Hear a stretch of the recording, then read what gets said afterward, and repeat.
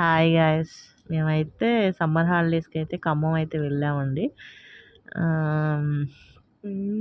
ఖమ్మంలో మాత్రం చాలా చక్కగా సరదాగా ఎంజాయ్ అయితే చేసామన్నమాట. చక్కగా ఈతకి వెళ్ళాము పిల్లలతోటి. చెల్లి పిల్లలు ఇద్దరు అందరూ ఎంజాయ్ చేసామండి. తర్వాత మా నాన్నమ్మ పాకం పడుతుంది అనమాట, అరిసెల పాకం. మాకెవరికైతే రాదు, అరిసెల పాకం అయితే పడుతున్నారండి ఇద్దరు కలిసి, మా చెల్లి మా నాన్నమ్మ కలిసి. మొత్తానికి అరిసెల పాకం రెడీ అయిపోయింది. ఇప్పుడు సెక్షన్ మా మరిది అయితే తిప్పుతున్నాడు, నేను మధ్యలో అయితే వెళ్ళానండి.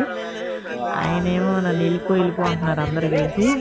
నీ సపోర్ట్ వద్దులే, నువ్వు వెళ్ళు అని అంటున్నారు. అయినా సరే నేను పట్టుకున్నాను అనమాట. అందరు కూడా నువ్వు వద్దు విరిగిపోయింది కదా అని కొంచెం కామెంట్ చేశారు. తర్వాత అయితే ఇంకా స్టార్ట్ అయిపోయింది, పాకం కూడా రెడీ అయిపోయిందండి. ఈలోపు మా పాప ఉండలు చేసి నొక్కుతూ ఉందన్నమాట. మా నాయనమ్మేమో వేడిగా ఉందని చెప్పేసి కొంచెంగా దాంట్లో వేస్తుంది. నేనైతే రెడీ అయిపోయినాయన్నీ నొక్కుతున్నాను అనమాట. మా చెల్లి మాత్రం కళాయిలో వేసి తీస్తుందండి. మొత్తం మా చెల్లేనండి అక్కడికి వెళ్తే కనుక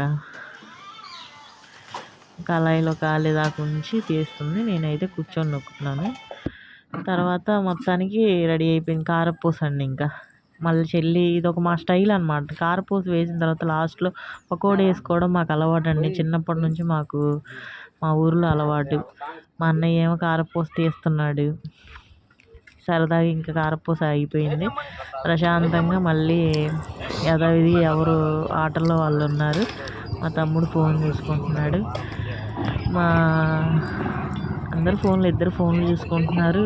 మా పాప మిరపకాయలు తోడాలి, నేను మిరపకాయ తోడాలు చేస్తున్నాను. రేపు మామిడికాయ పచ్చడి పట్టాలని మా అన్నయ్య మా చెల్లి వచ్చారు.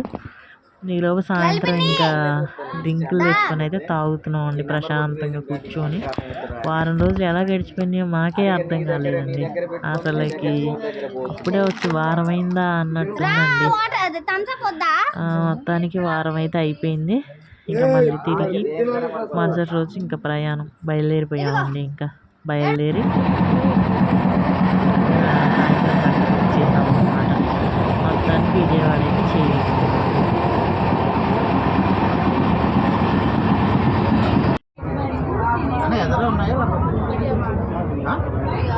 డీలో ఉన్నాయా?